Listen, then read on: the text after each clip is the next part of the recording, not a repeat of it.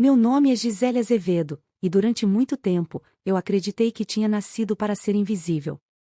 Desde criança, aprendi que na minha casa o amor era um privilégio reservado aos que sabiam agradar. E eu, por algum motivo que nunca entendi, nunca consegui agradar ninguém.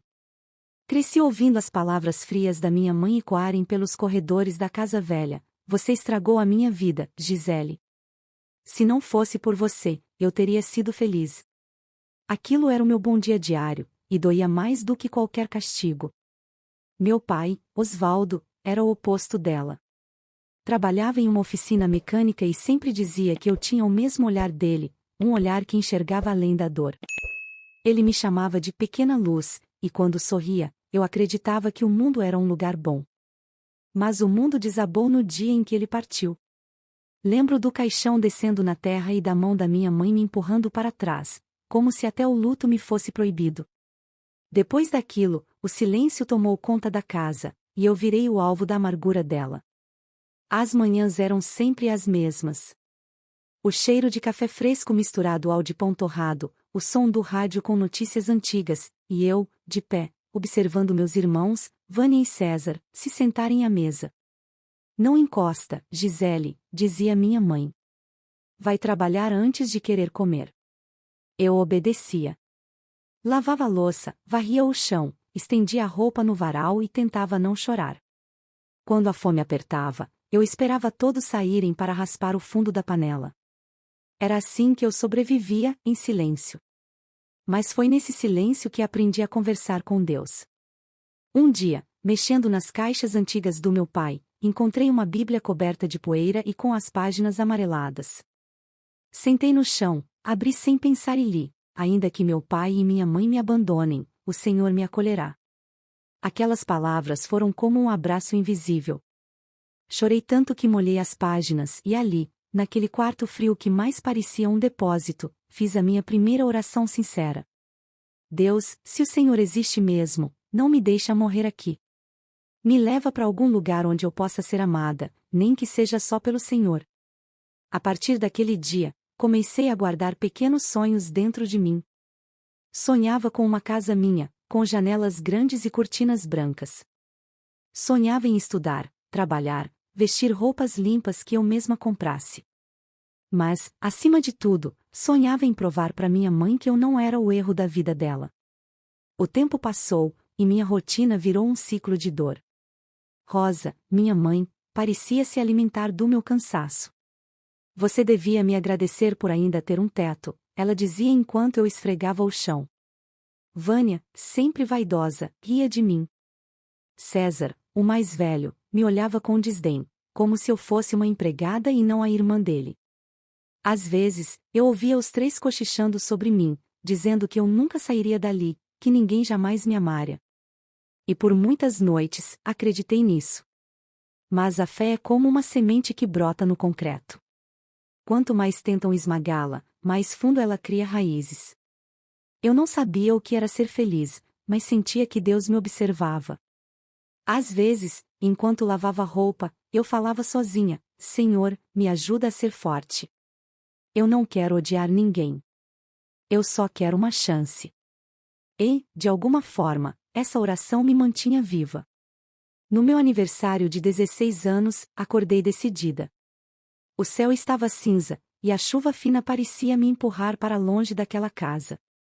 Fiz as tarefas como sempre, em silêncio. Quando a noite caiu, arrumei minhas poucas roupas em uma mochila velha, peguei a Bíblia e parei diante da porta. Minha mãe estava dormindo no sofá. Olhei para ela por alguns segundos e sussurrei: "Um dia, a senhora vai saber quem eu sou." Saí sem olhar para trás. O vento gelado cortava meu rosto, e a rua parecia interminável. Eu andava sem destino, com o medo me seguindo como sombra, mas havia uma chama dentro de mim. Cada passo era acompanhado de uma oração: "O Senhor é a minha luz e a minha salvação, de quem terei medo?" Repeti tantas vezes que a frase virou música no meu coração. Quando o sol começou a nascer, eu já estava longe. Olhei para o céu, segurei firme a Bíblia contra o peito e senti algo que nunca tinha sentido antes: liberdade. Eu não tinha dinheiro, nem casa, nem ninguém me esperando. Mas tinha fé. E naquela madrugada fria, percebi que Deus não precisava me tirar do deserto para provar que estava comigo. Ele me ensinava a atravessá-lo, e foi ali, sozinha e descalça, que eu entendi que as cinzas da minha dor seriam o solo da minha vitória. Os primeiros meses longe de casa foram os mais difíceis da minha vida. Eu descobri o que era sentir fome de verdade. Dormia em albergues quando conseguia, e quando não, me abrigava nas calçadas próximas à rodoviária. Às vezes, as pessoas passavam por mim como se eu fosse invisível, e aquilo me fazia lembrar da casa que deixei, do olhar vazio da minha mãe. Mas eu não chorei. Eu prometi para mim mesma que nunca mais deixaria ninguém me ver como vítima. Senhor, me dá forças. Só mais um dia, eu repetia todas as manhãs, enquanto o sol nascia e a cidade acordava. Consegui meu primeiro emprego em uma padaria, limpando mesas e lavando o chão. O dono, seu Mauro, era um homem rude, mas justo. Ele dizia: "Você trabalha melhor que muito homem aqui, menina." E eu sorria, agradecendo em silêncio. À noite, depois do expediente, sentava na calçada e lia minha Bíblia com uma lanterna velha. Não entendia todas as palavras, mas cada versículo parecia me alimentar mais do que o pão que eu comia. Aos poucos, aprendi que Deus não nos dá atalhos, Ele nos dá preparo. Com o tempo, economizei o suficiente para alugar um quartinho minúsculo no fundo de um hotel. Era úmido e escuro, mas era meu. Trabalhava de dia e ajudava na recepção do hotel à noite. Foi lá que conheci Dr. Renato, um advogado hospedado por algumas semanas.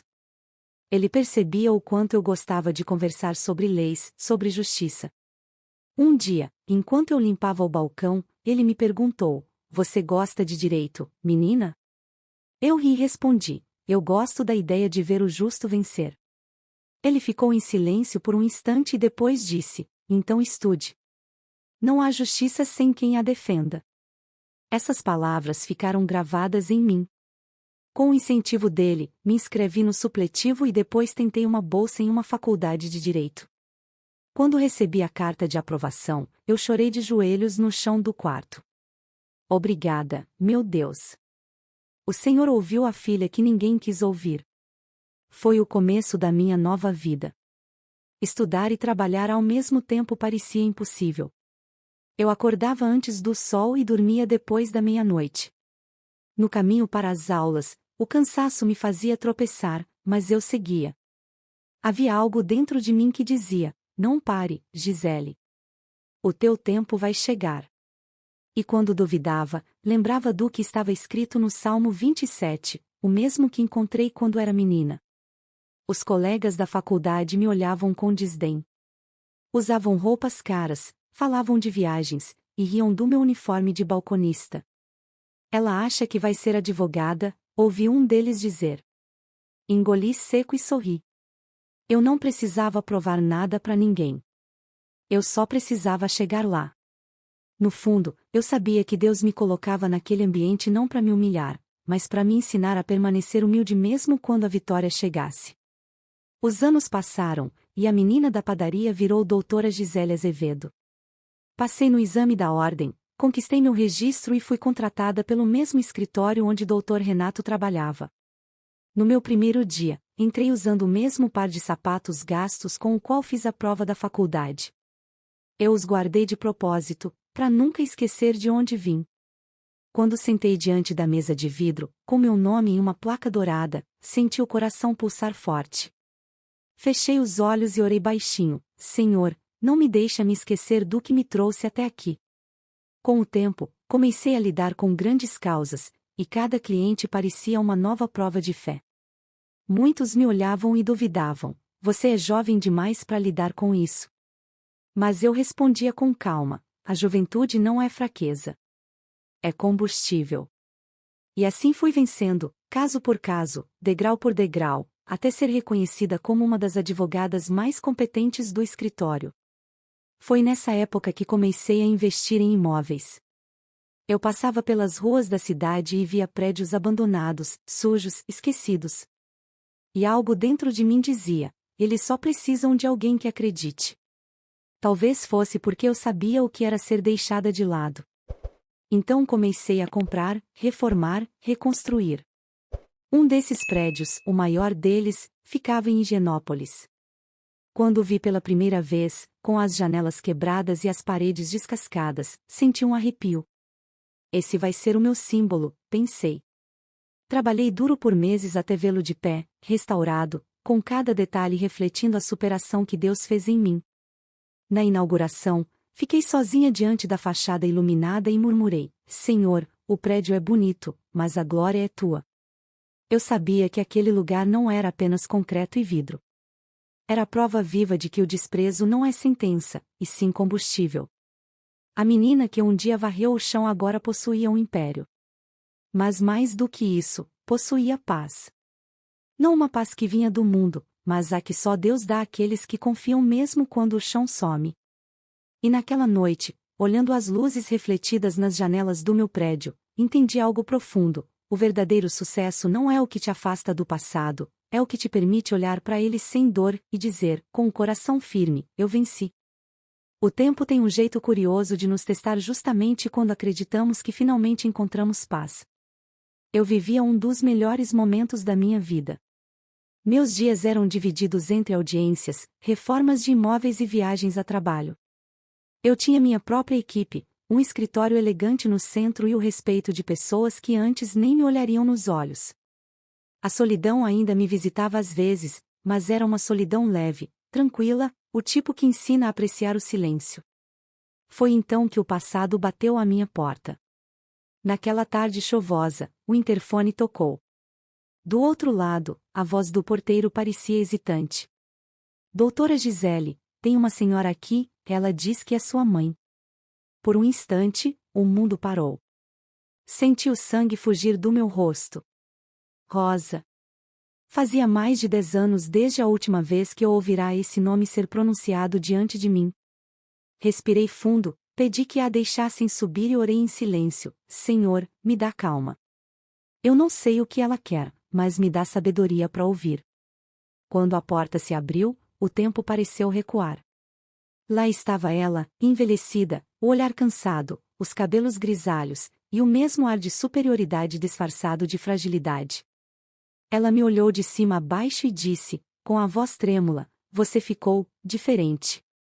Eu apenas respondi: O tempo muda as pessoas, mãe. Ela sorriu sem graça e, por um momento, vi nos olhos dela o reflexo de algo que não era arrependimento, era necessidade. Sentou-se no sofá com a liberdade de quem nunca se preocupou em pedir licença. Eu estou doente, Gisele, começou, com o tom calculado de quem sabe o peso das palavras. E os seus irmãos estão passando dificuldades. Eu pensei, talvez você pudesse ajudar. Fiquei em silêncio por alguns segundos. O coração doeu, mas não pelo pedido, e sim pela frieza. Nenhum como você está, nenhum senti sua falta. Apenas interesse. Respirei fundo e respondi: Eu ajudo, sim. Mas não pelo que vocês fizeram. Ajudo porque Deus me ensinou a não retribuir mal com mal. Ela não soube reagir. Abaixou os olhos, talvez constrangida, talvez irritada. No dia seguinte, paguei o tratamento médico dela e aluguei um pequeno apartamento para que ela e meus irmãos tivessem onde morar. Fiz tudo em silêncio, sem divulgar nada. Dentro de mim, uma parte ainda queria acreditar que talvez aquele gesto de bondade pudesse curar feridas antigas. Mas eu deveria saber, algumas feridas só cicatrizam quando se aceita que nunca virá um pedido de perdão. Pouco tempo depois, começaram as visitas inesperadas. Vânia aparecia sorrindo demais, sempre com histórias sobre planos de negócio que precisavam de investimento. César, por outro lado, me mandava mensagens pedindo empréstimos temporários. Eu sabia que era mentira, mas ajudava como podia. Sempre com a mesma oração nos lábios: Senhor, me faz ser instrumento, não vítima. Minha mãe, por sua vez, parecia se reinventar em amargura. Certa vez, durante um jantar, ela olhou ao redor do meu apartamento e disse: Você teve sorte, Gisele. Deus devia gostar muito de você para te dar tudo isso.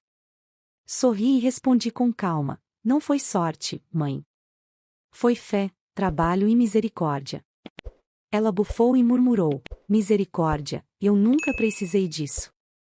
Naquele momento, percebi que ela não havia mudado. O corpo envelheceu, mas o orgulho continuava intacto. Com o passar dos meses, os rumores começaram a circular. Descobri que ela andava dizendo aos vizinhos e conhecidos que eu roubei o dinheiro do pai e enganei a família para ficar rica. Quando ouvi isso pela primeira vez, o peito ardeu. A traição de quem já te feriu uma vez dói como uma ferida reaberta. Eu podia processá-la, podia me defender, mas preferi o silêncio. Aprendi que nem toda verdade precisa ser gritada, algumas precisam apenas ser vividas. Certa noite, recebi uma ligação de um amigo de infância que ainda vivia na cidade onde nasci. Ele disse: sua mãe vive dizendo que você se acha melhor do que todos, mas eu sei que não é verdade. Gisele, toma cuidado, ela não suporta o seu sucesso. Desliguei o telefone e fiquei olhando pela janela do meu prédio, as luzes da cidade refletindo nos vidros. Lá embaixo, a vida seguia seu curso, indiferente ao caos que me cercava. Naquela noite, orei diferente. Não pedi proteção, nem justiça. Pedi apenas discernimento. Senhor, o inimigo não é ela. O inimigo é o que habita dentro dela. Me ensina a amar sem ser enganada, a perdoar sem ser cega. Foi então que decidi colocar câmeras de segurança em todos os meus imóveis. Não por medo, mas por prudência. Eu já sentia que algo estava sendo preparado nas sombras, algo que testaria mais uma vez a minha fé. Eu não sabia o que estava por vir, mas havia aprendido a reconhecer os sinais.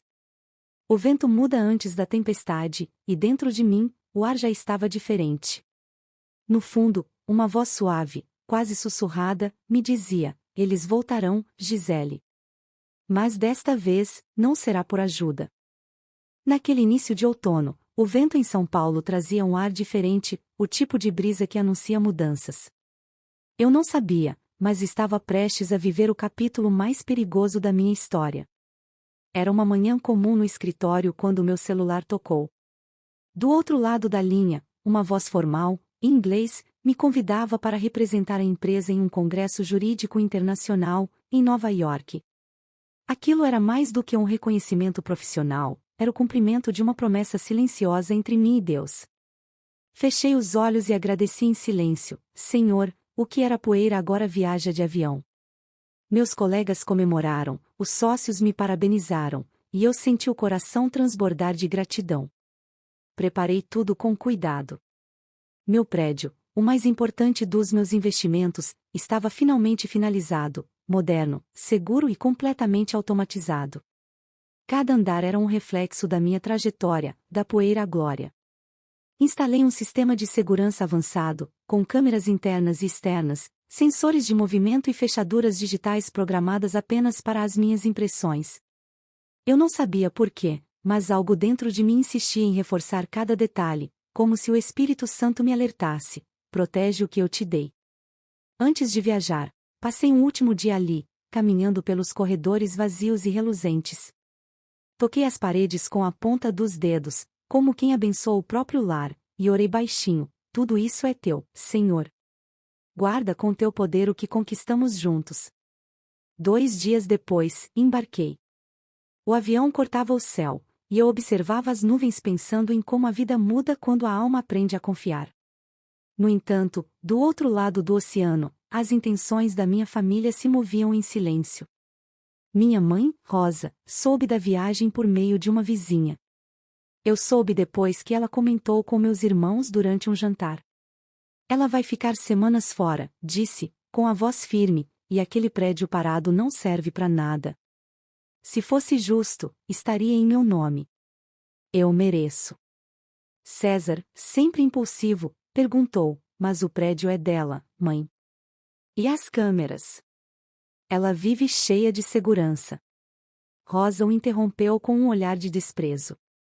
Câmeras não param quem tem sangue da mesma família. Aquilo um dia foi nosso, e vamos tomar de volta. Vânia hesitou.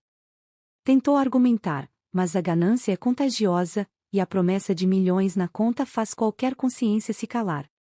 Naquela noite, os três começaram a planejar. César, que ainda tinha acesso a alguns contatos meus, descobriu onde eu guardava um conjunto antigo de chaves, uma reserva que eu mesma esquecera de recolher.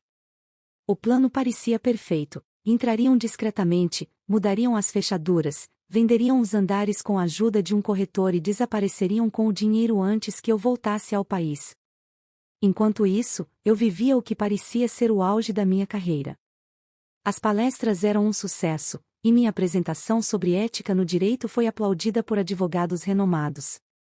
Mas, em meio aos aplausos, algo dentro de mim se manteve inquieto. À noite, no hotel, olhava pela janela de Nova York e sentia o coração apertar. Senhor, se algo estiver errado, me mostra. Não deixa o inimigo tocar no que o Senhor me confiou. Dias depois, durante um jantar com colegas, meu celular começou a vibrar. Uma notificação discreta surgiu na tela. Movimento detectado, cobertura do edifício Azevedo. Meu sangue gelou. Olhei fixamente para o visor, outra notificação, e outra. Várias câmeras estavam sendo acionadas simultaneamente. Fingi um sorriso, pedi licença e fui para o quarto do hotel. Assim que fechei a porta, abri o aplicativo das câmeras. O que vi me tirou o ar.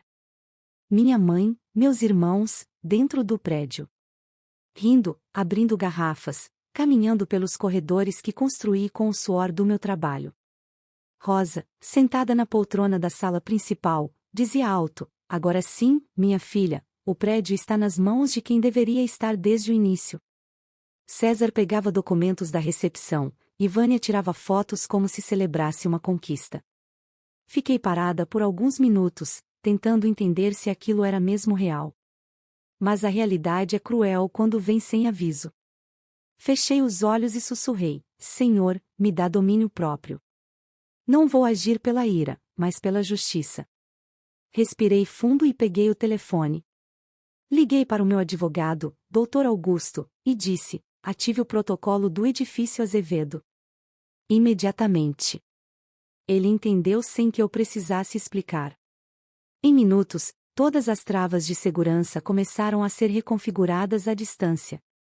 As fechaduras digitais foram bloqueadas, as luzes programadas para desligar à meia-noite, e os elevadores passaram para modo restrito. A cada comando executado, uma sensação fria percorria meu corpo. Eu não queria acreditar que minha própria família havia se tornado inimiga. Enquanto observava as imagens, percebi algo curioso. Rosa caminhava pelo hall, observando os retratos nas paredes, fotos das obras, das reformas, das conquistas. Ela parou diante de uma foto minha na inauguração e murmurou, com desdém: você nunca foi dona de nada. Só pegou o que era meu. Aquelas palavras me atingiram como um é contigo, o mesmo veneno de sempre, disfarçado de direito. Desliguei o monitor e sentei na cama. Lá fora, Nova York brilhava em luzes e sons, mas dentro de mim havia apenas silêncio. Peguei minha Bíblia da mala e abri ao acaso. Meus olhos caíram em Provérbios 21h30, não há sabedoria, nem inteligência, nem conselho algum contra o Senhor. Fechei o livro com um nó na garganta. Aquela não seria apenas uma invasão. Era uma guerra espiritual disfarçada de herança. Mas, dessa vez eu não fugiria. Eu voltaria, e voltaria pronta. O avião pousou em Guarulhos pouco antes do entardecer. Eu trazia comigo apenas uma mala, uma pasta com documentos judiciais e um coração dividido entre calma e incredulidade. A viagem de volta foi longa, e em cada hora de voo eu perguntava a Deus o que Ele queria me ensinar através daquilo. Senhor, se a justiça é tua, me ensina a agir com sabedoria e não com ódio. Eu sabia que o que me esperava em São Paulo não era apenas uma invasão de propriedade, era o reencontro final entre a filha rejeitada e a família que nunca me perdoou por ter vencido. Do aeroporto, segui direto para o escritório. Lá, encontrei Dr. Augusto, meu advogado de confiança. Ele já havia organizado tudo, os registros das câmeras, os relatórios de invasão e as medidas judiciais emergenciais. Quando entrei em sua sala, ele levantou os olhos e disse: Gisele, o que a sua família fez é grave. Eles quebraram o lacre de segurança, tentaram acessar a documentação e se passaram por administradores do prédio. Mas nós temos provas de sobra. E uma surpresa aguardando-os. Eu assenti, firme. Deixe as câmeras ligadas. Quero ver com meus próprios olhos o momento em que as portas se fecharem. Naquela noite, às 23 horas, sentei-me diante das telas. A imagem do meu prédio iluminado tomava conta do monitor. Eu via minha mãe, Rosa, andando de um lado para o outro, com expressão impaciente. César examinava as fechaduras, e Vânia, sentada no sofá, parecia aflita. O corretor que eles haviam contratado também estava lá, folheando documentos que jamais entenderia. Ela não vai voltar tão cedo, dizia minha mãe, rindo. Amanhã de manhã, esse prédio já estará vendido. Cada um com sua parte e ninguém vai poder dizer nada. César respondeu: a senhora tem certeza que isso é legal? Ela virou-se com o olhar que eu conhecia desde menina. Legal. Eu criei aquela menina. Tudo o que ela tem veio do meu sacrifício. Foi nesse momento que a tela piscou. Às 23 horas e 59, o sistema iniciou o bloqueio automático. As luzes começaram a piscar, uma a uma, até se apagarem completamente. As portas de emergência travaram, os elevadores congelaram entre andares e os alarmes foram silenciados. Eu podia ouvir, através do áudio remoto, os primeiros sinais de pânico. O que está acontecendo? Gritou Vânia. O que você fez, mãe? Rosa correu até a porta principal e girou a maçaneta com força. Nada. Tentou mais uma vez, desesperada. César pegou o celular, mas não havia sinal. O corretor começou a suar. Senhora, acho melhor irmos embora. Não dá para sair, ela respondeu, a voz tremendo. Então, pela primeira vez, ouvi medo na voz daquela mulher que nunca teve medo de nada. Eu assistia a tudo em silêncio, sem prazer, sem raiva. Apenas um peso espiritual tomava conta de mim. Era como se o próprio Deus estivesse me mostrando que há portas que Ele mesmo fecha, não para punir, mas para ensinar. À meia-noite exata, todas as trancas se selaram com um som metálico. Eu sussurrei: agora, Senhor, mostra que o que é teu, ninguém toma. As horas seguintes foram longas para eles. Vi minha mãe tentando usar o interfone, César batendo nas portas, e Vânia chorando num canto. Em determinado momento, Rosa se aproximou da câmera principal, a mesma que apontava para o hall de entrada, e olhou fixamente para o visor, sem saber que eu a observava. Você venceu, não é? Disse ela, encarando o nada. Mas não pense que isso acaba aqui, Gisele. Eu ainda sou sua mãe. Minhas mãos tremiam, mas não por medo. Era emoção. O passado inteiro parecia gritar dentro de mim. Eu poderia ter desligado as câmeras, chamado a polícia antes da meia-noite, evitado aquela cena. Mas algo me dizia que aquele instante era necessário. Era o fechamento simbólico de uma história que começou muito antes de eu nascer, uma história de culpa, de orgulho e de negação. Pouco antes das 2 da manhã, os oficiais de justiça chegaram. Do lado de fora, eu observava o prédio imponente, agora completamente escuro, como um gigante silencioso que guardava um segredo. Quando as portas foram destravadas manualmente, Rosa e meus irmãos foram retirados. Nenhum deles olhou para mim.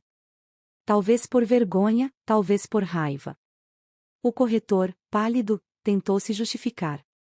Doutora, eu não sabia. Eu o interrompi, com voz calma, a justiça vai decidir. Mas lembre-se, toda construção tem dono. E esse prédio foi erguido com lágrimas e oração. Mais tarde, quando tudo se acalmou, entrei sozinha no hall. O ar ainda carregava o cheiro de perfume barato e de ganância. Caminhei até o centro, tirei o chaveiro prateado da bolsa e o segurei na mão. As luzes automáticas se reacenderam, iluminando o piso de mármore que refletia meu rosto cansado, mas firme. Olhei ao redor e murmurei: eles acharam que podiam abrir o que o Senhor trancou. Mas quando Deus fecha uma porta, nenhuma chave humana pode girar. E ali, entre o eco das luzes reacendendo e o som distante da madrugada paulistana, percebi que não era apenas meu prédio que estava protegido, era o meu coração. Porque a meia-noite das portas fechadas não foi o fim da minha história. Foi o começo da minha liberdade. Amanheceu com um silêncio diferente naquela manhã. Eu ainda estava no hall do prédio quando os primeiros raios de sol atravessaram as janelas de vidro, iluminando cada canto do que havia sido o palco da maior traição da minha vida. O piso de mármore refletia a luz dourada, e pela primeira vez em muitos anos, senti que a dor dentro de mim estava cessando. Eu havia visto a justiça acontecer diante dos meus olhos, não pelas minhas mãos, mas pelas mãos de aquele que sempre foi meu advogado maior. As horas seguintes foram preenchidas com formalidades, os oficiais de justiça, as assinaturas, os relatórios. Tudo em ordem. Nenhuma invasão, nenhuma mentira, nenhuma calúnia resistir à força dos documentos e das imagens registradas. A lei humana confirmava o que a divina já havia determinado: aquele prédio, aquele nome e aquele legado pertenciam a mim. Mas nem mesmo a vitória tem sabor quando o preço é o sangue do próprio passado. Ao final da tarde, recebi uma visita inesperada. Rosa. Ela havia sido liberada após prestar depoimento. Estava pálida, abatida, e parecia ter envelhecido mais 10 anos em um dia. Carregava nas mãos uma pequena bolsa e o mesmo olhar que sempre tentava me dominar. Eu deixei que subisse. Quando a porta se abriu, ela ficou imóvel por alguns segundos, olhando ao redor como se reconhecesse o quanto aquele lugar representava. Então é isso, ela disse, a voz rouca. Você conseguiu o que queria. O mundo inteiro sabe que venceu. Olhei para ela e respondi com calma: eu nunca quis que o mundo soubesse, mãe. Eu só quis paz. Ela respirou fundo, e por um breve instante, pareceu querer dizer algo que nunca teve coragem. Mas o orgulho, esse velho inimigo, ainda vivia nela. Você acha que é melhor do que a gente, não é? Perguntou, com um olhar afiado. Tudo isso aqui, tudo isso foi construído com o dinheiro do seu pai. Você não teria nada sem ele. Senti o coração apertar, mas minha voz não tremia mais. O pai me deixou um nome, não dinheiro. E o que ele me ensinou, a senhora nunca entendeu: a justiça é fruto do trabalho, e o perdão é a única herança que realmente vale. Ela abaixou a cabeça. Por um momento, o silêncio entre nós pareceu quebrar décadas de guerra. Eu podia ouvir o som distante do trânsito, e até ele parecia mais leve do que aquele clima. Então continuei: eu não vou te processar, mãe. Não quero te ver presa, nem os meus irmãos. A justiça humana já fez o que era preciso. Mas a justiça de Deus, essa, ninguém escapa. Ela levantou o olhar, surpresa. Você vai nos perdoar? Já perdoei, respondi. Não por merecimento, mas por obediência. Porque eu não quero carregar o mesmo veneno que quase destruiu a senhora. Mas o perdão não apaga as consequências. O prédio continuará em meu nome, e eu quero que todos vocês fiquem longe dele. Rosa começou a chorar, um choro pesado, diferente daquele teatral que eu conhecia. Era o choro de quem finalmente compreende que perdeu algo que o dinheiro não compra. Eu me aproximei, coloquei a mão em seu ombro e disse: a senhora me rejeitou, me humilhou e me amaldiçoou tantas vezes. Mas mesmo assim, eu ainda oro pela sua alma. Porque se Deus foi capaz de me levantar do chão, Ele também pode levantar a senhora, se a senhora permitir. Ela não respondeu. Apenas virou as costas e saiu. A porta se fechou com um som suave, e junto dela foi embora a última sombra do meu passado. Nos dias seguintes, as notícias se espalharam. César foi indiciado por invasão e falsificação de documentos, mas recebeu pena alternativa e se mudou para o interior, onde começou a trabalhar como motorista de aplicativo. Vânia desapareceu por um tempo, mas depois me escreveu uma carta, a primeira que recebi dela na vida. Dizia que estava envergonhada, que havia se arrependido e que estava tentando recomeçar longe de tudo. Eu li e chorei. Não de tristeza, mas de libertação. Guardei a carta dentro da minha Bíblia, na mesma página do Salmo 27, onde tudo começou. Minha mãe, nunca mais a vi pessoalmente. Fiquei sabendo que voltou para a cidade onde nasci e vive com uma vizinha idosa que cuida dela.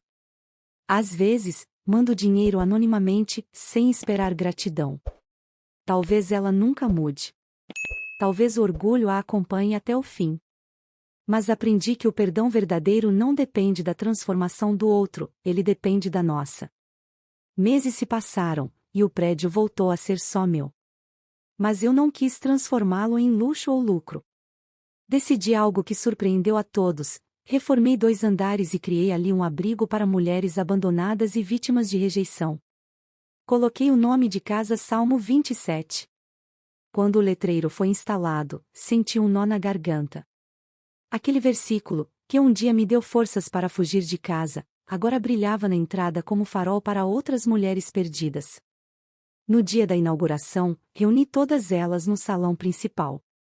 Eram mães, filhas, mulheres quebradas, e em cada rosto eu via um reflexo do que um dia fui. Peguei o microfone e disse: este lugar não é só um abrigo. É uma prova viva de que Deus transforma feridas em fundamentos. Aqui ninguém é rejeitada. Aqui, cada lágrima é tijolo de uma nova história. Aplausos, risos, lágrimas. E no meio de tudo aquilo, eu senti a presença de Deus de um jeito que nunca tinha sentido antes, não em meio à dor, mas na plenitude da vitória. Mais tarde, subi sozinha até o terraço. O céu de São Paulo estava limpo, e as luzes da cidade pareciam dançar. Apoiei as mãos no parapeito e fechei os olhos. O vento tocou meu rosto, como se fosse o sopro do próprio Espírito. Obrigada, Senhor, murmurei.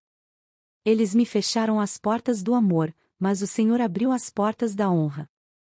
Eles tentaram me tirar tudo, e o Senhor me deu propósito. Eu não venci por vingança. Eu venci pela tua graça. Abri os olhos e olhei para baixo, para o letreiro que brilhava com força. E então sorri. À meia-noite, nenhuma porta se abriu para eles, porque as portas que Deus fecha, ninguém pode abrir. Mas as que Ele abre, ninguém pode fechar.